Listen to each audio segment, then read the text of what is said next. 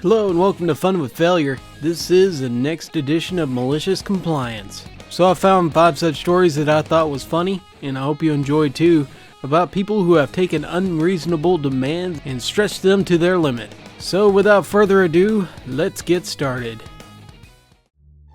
Story number 1. Put a lid on it.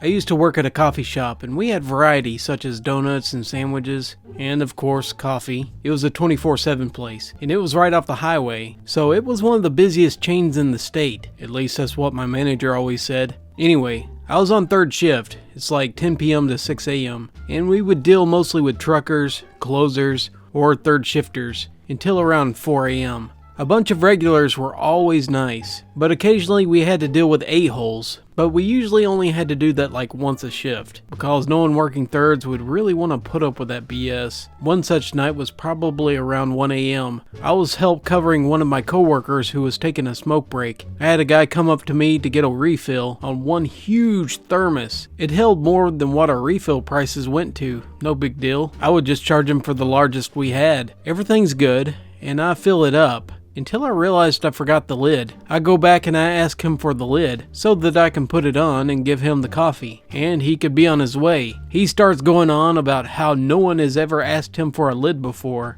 and I don't need it just to give him his coffee. He also said that he's been through this shop multiple times and no one has ever asked him to get a lid. I had been on this shift for several months and I've never seen him before. I told him that no one working here at this store would ever give him one without a lid. We weren't allowed to by company policy for obvious legal reasons. He starts yelling at me and calling me a moron and that I don't know what I'm talking about. All the while I'm asking him to please just give me the lid so I can just continue to do what I was doing before. Finally he tells me just to shut up and give him the thermos. I walk over to the register and run a refund. Hand him his cash. With the biggest, most sarcastic grin I can muster, I dump that coffee down the drain next to the register. I hand him the thermos and tell him to have a nice night. I also forgot to mention that he had the lid in his hand. He was just refusing to give it to me and acting like he had some holy object or something. It's quite ridiculous. Story number 2, 404. This happened around this time last year. I'm a website developer. I used to work for the stupidest buffoon of a man that had no clue about web development. He just ran the company and managed the accounts, but he thought he did. He read articles on web development and forced us to implement the new things that he spent 5 minutes reading up on. One day, he was messing about one of the company's sites, and because of some of the work I was doing, one of the pages that he was trying to look at was temporarily unpublished, and it resulted in a 404 error, and that's just what the website tells you when the page cannot be found. He went berserk, and he lectured me on how completely unprofessional it is, and if a customer ever saw it, that we'd lose them. I rolled my eyes and I said it'd only be a minute, and it would be fine. He told me that we needed to be alerted somehow every time a user got a 404 error on the site. First of all, this is ridiculous. You don't need to be alerted every time this happens. Second of all sites get hundreds and hundreds of 404 errors every day due to automated scripts trying random URLs to see if it can find anything good, or spiders looking for pages that may have once existed but not anymore. I tried explaining this to him, but he wasn't having anything of it. No, this needs to be emailed every time it happens so we can fix it. I was crying with despair internally at this point, but I decided it would be hilarious at this point anyway. So I set up a script on our 404 template that would email him every time the 404 page was displayed, and I left it overnight. I came in the next day to find him sitting there scrolling through pages and pages of webmail, trying to delete 4,000 or so emails that arrived overnight. The best part that he could search for the subject, but at most only 100 were displayed at a time, so he would have to delete 40 pages of emails. Also made sure to take my sweet time disabling it, so he would probably get a couple hundred more pages before I was done. Story number 3. No food for you. So I work at a Thai Vietnamese fast food place. Now when I say fast food, I'm just saying this because we're fast at getting the food out. Everything was fresh and cooked right before your eyes. And we have amazing prices. When I say fresh, I really mean it. It was always freshly cut every 2 hours. We also did our noodles ourselves, so you probably get the idea. So you can imagine around lunchtime that this place was packed. We still got your order in 30 minutes. We only had 3 walks, so we could only do 3 meals at once, except when we got 2 of the same order. So in comes Angry Lady. She had that "I want to speak with your manager" haircut. You know what I mean. She had a very sourpuss face. She orders 3 dishes of X, Y, and Z. I know, that's creatively said, but I told her that it'd be roughly 30 minutes since we were all packed. That really made her mad. She complained right away. "I've got places to be. You better be done in 30 minutes. Well, about 20 minutes later, she comes up to the counter and starts yelling. "The guy that took my order said my food would be done in 30 minutes. I've been waiting here for almost an hour already." Because, of course, she would not recognize the little peon getting her order again. And who has time to look at the lowly food slaves? So I put on my nicest retail grin and said, "Lady, your order was 20 minutes ago. I know this because I'm the one who took your order." "How dare you argue with me? The customer's always right. I want to talk to your manager." Because, of course, she wants the manager. But what she doesn't know is that I am the manager. So I leave through the back door, and I come back to her, this time without a white apron on. And I say, "You want to speak to the manager?" Again, I do this with my best retail smile. "Yes, I ordered my food nearly an hour ago. And when I asked friendly about how much longer it would take, your employee was rude to me. And he tried to argue with me saying that I didn't wait that long." Are you really serious? You didn't even recognize me again? And then you lied to my face about what happened? So I decided to give her enough rope to hang herself before I told her it was me both times. "Oh, I am so sorry. How can we make it up to you? I must say we pride ourselves on good customer service, so I can't really imagine how this happened." At that moment, the lady at the bar next to her, customers often waited sitting at the bar, since you could observe the food preparation, and our cooks like to make a bit of a show. She must have realized what was going on, and she started giggling. "Well, I don't have time to wait long. I want the meals comped. I want you to fire that employee, and I want my meals delivered, since I have places to be." At that moment, I had enough. "Lady, you placed your order with me. It's only been 20 minutes ago, not almost an hour. Plus you shouted at me, and you were rude, while I was really patient and I tried to help you. Then you demanded the manager. Do you not recognize me? You lied to me about what happened, and you make ridiculous demands to be compensated for something that never happened."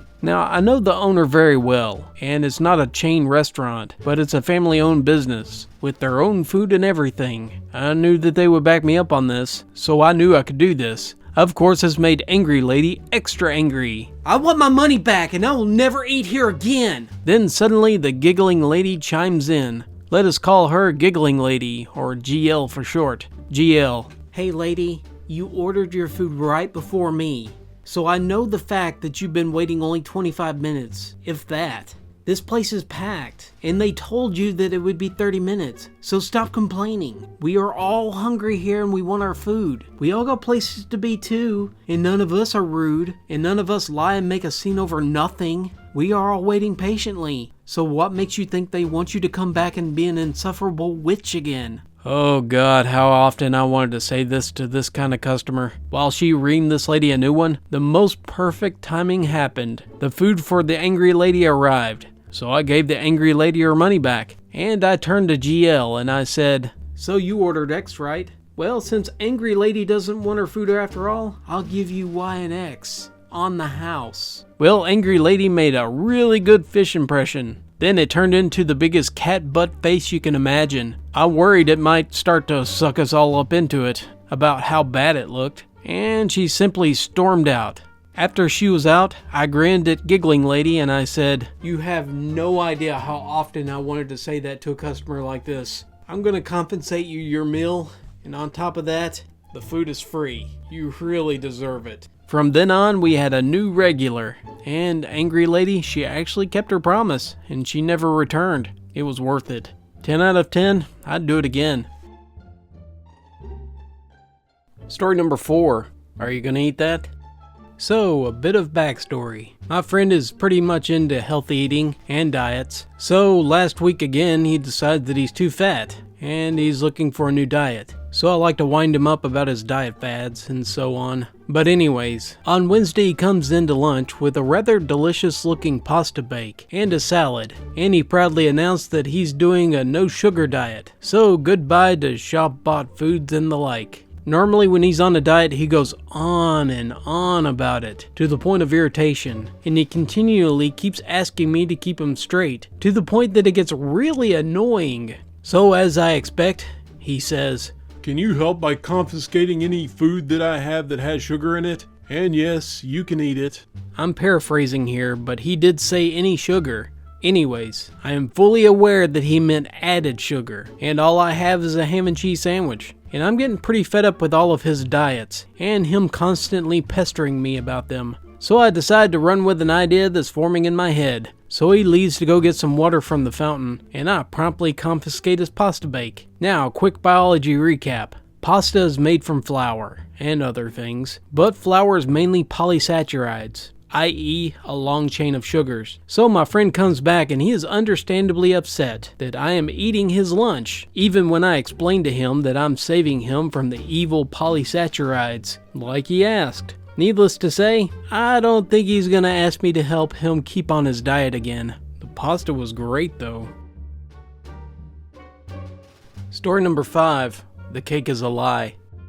So for almost 6 years I worked as a cake decorator at a well-known department store. The store has multiple assistant managers who rotate every 6 months to 2 years in whatever department they manage. For example, the bakery is part of the fresh area, with the deli and the produce and the meats, so the managers of the area go all over those. This is just for some perspective. Keep in mind that many of the managers have never worked in most of the departments that they are put in charge of. In bakery, we have become very short-handed for the last 2 years, due in part to people moving, quitting, or being promoted. Instead of filling those roles, management decided that everyone in bakery do the work of 2 or 3 people. I was the only cake decorator. That meant even though I was the decorator, I was in charge of the front cake case, customer orders, and to help with freight, baking the bread, and sometimes the donuts. Oh, and I was constantly getting pushed to help deli, no matter how far behind I got. Most special orders on the weekend are due by 1 p.m., which makes sense because most parties are in the early afternoon.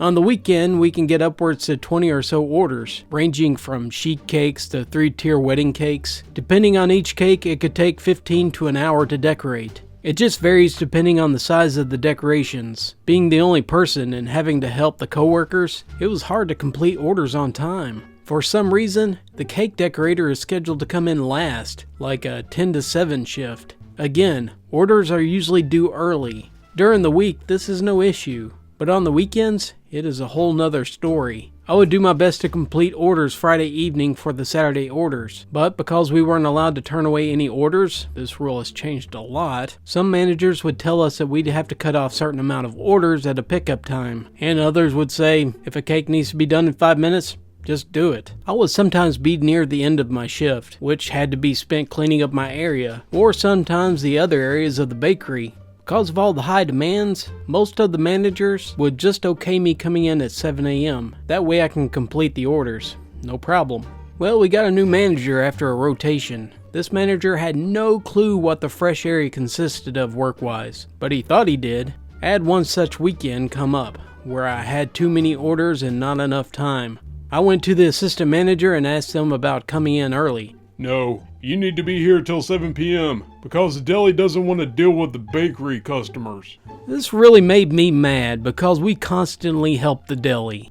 Okay, then it's almost an hour before the end of my shift, and there's no way I can complete all these orders for the morning and clean and be out of here on time. May I stay late to finish? This meant I'd get overtime because Friday is the end of the pay week. How many hours do you have this week? 40 hours. I'm a full-time employee. No, you can't have overtime. The store can't afford it. Yeah, right. That's bull crap, and everybody knows it. What should I do then? The orders can't get done on time in this case. We'll just have someone do them for you in the morning. Okay. Who?